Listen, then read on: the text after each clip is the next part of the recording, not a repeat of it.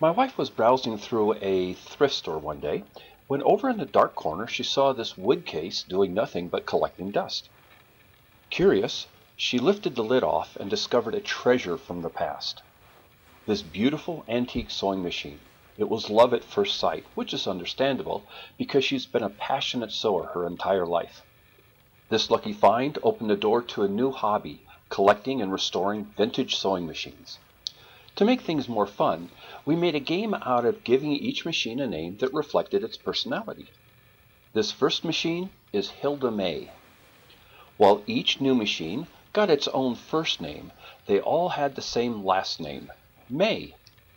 Altogether, we refer to the collection as the Mae sisters.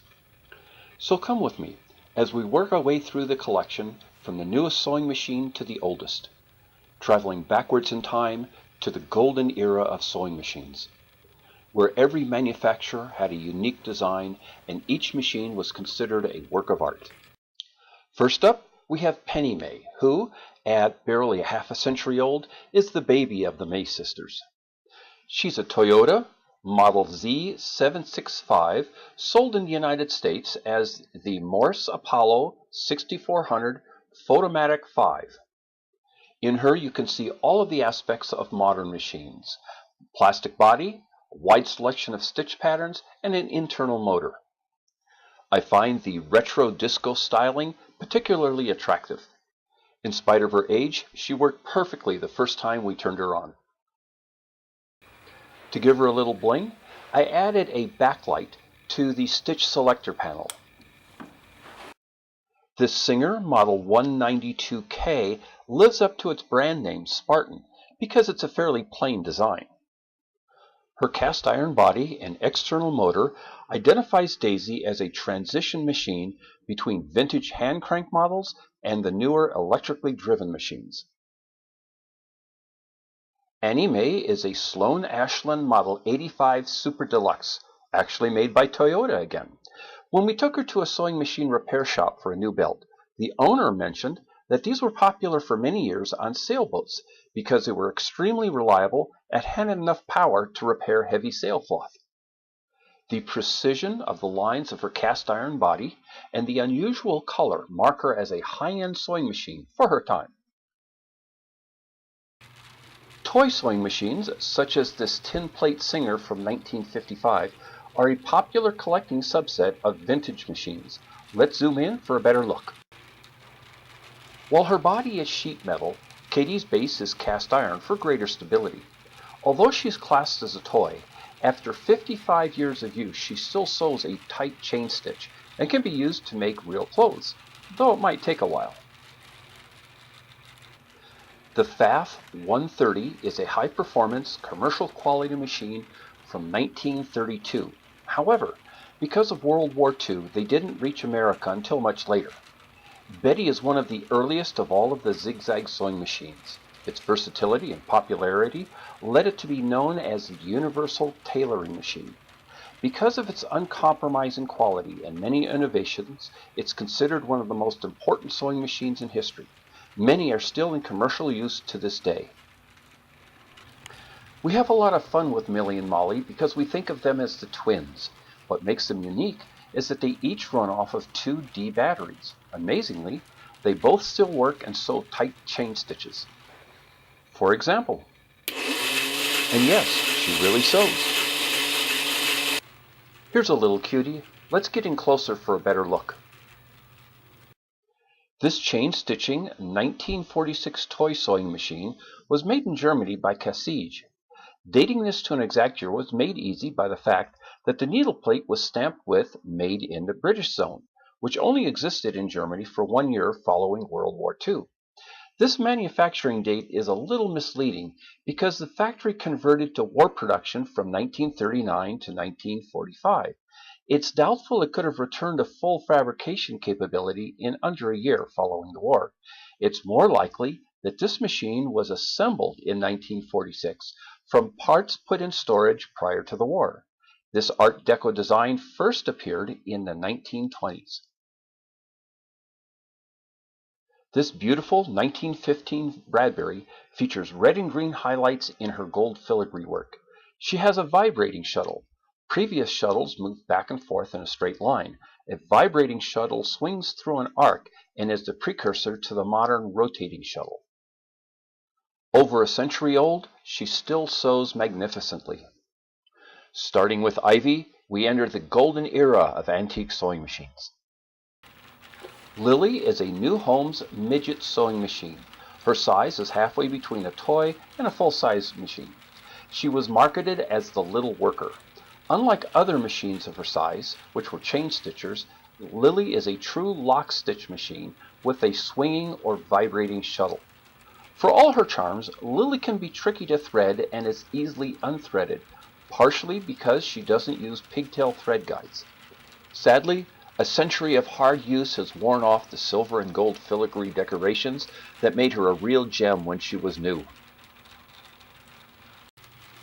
Toy sewing machines, such as Sally Mae, weren't intended to be played with as toys as much as to be a training tool to teach young girls sewing skills, which were as important to maintaining a household a century ago as knowing how to cook.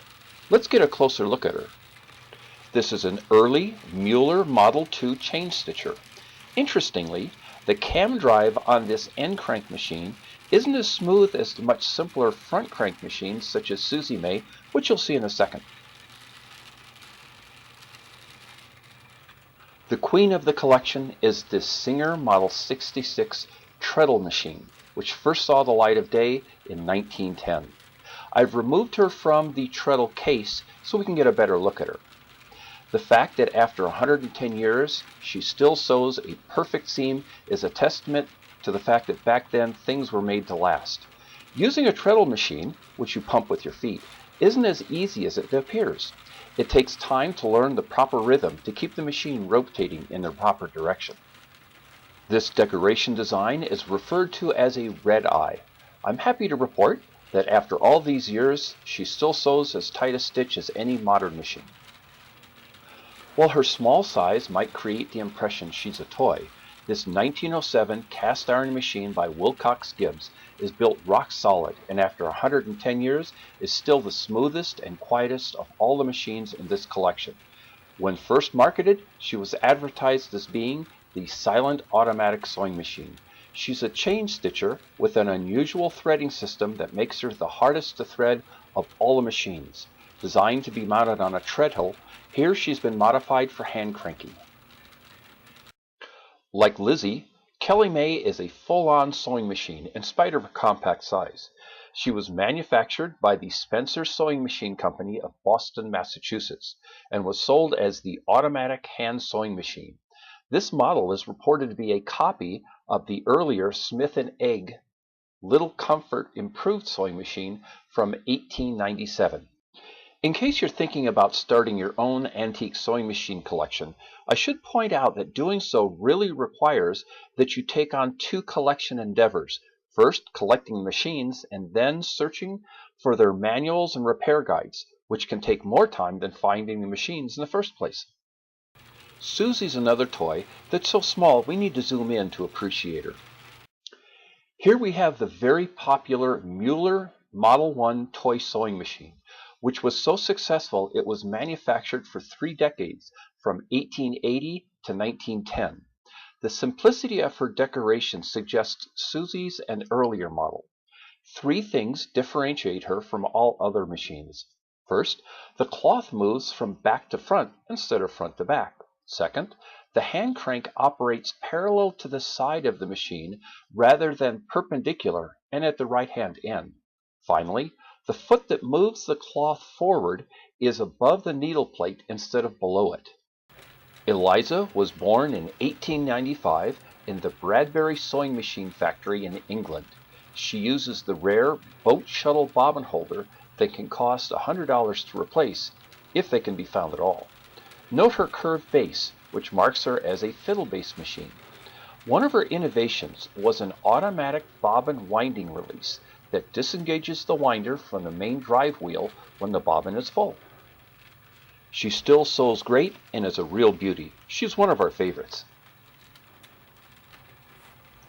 If Ellie Mae is the queen of the collection, then Melody has to be its princess. She's a beautiful Jones Swan-neck machine. But don't let her graceful lines fool you. She's a real workhorse that can handle the thickest materials with ease. We're currently working on restoring her gold filigree to its original glory. Personally, she's my favorite.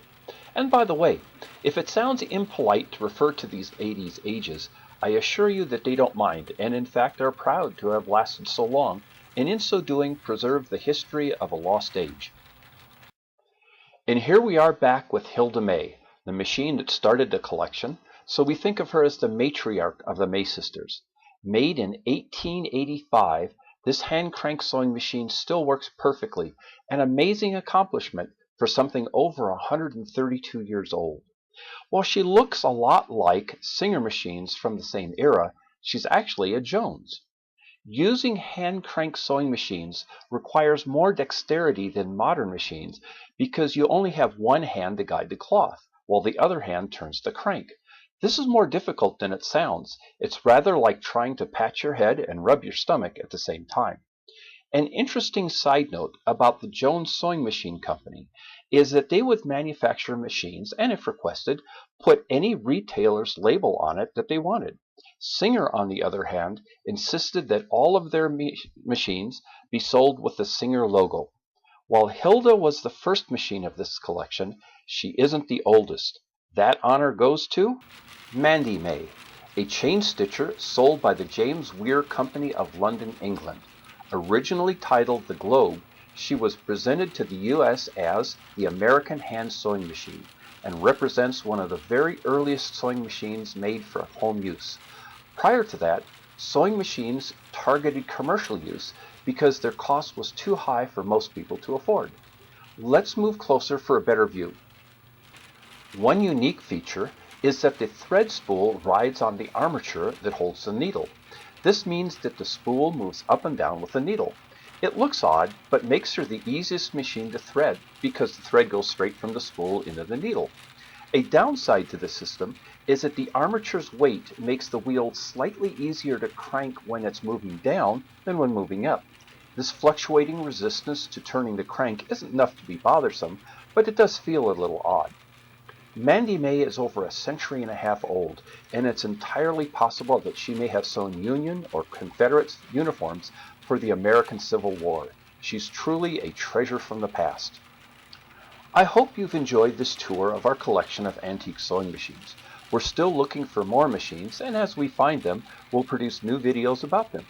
We're also making a series of videos about restoring these vintage treasures, so please be sure to subscribe and check back often. And oh yes, please check out my main website, waynesthisthandthat.com, for hundreds of other interesting topics. Thank you very much for watching.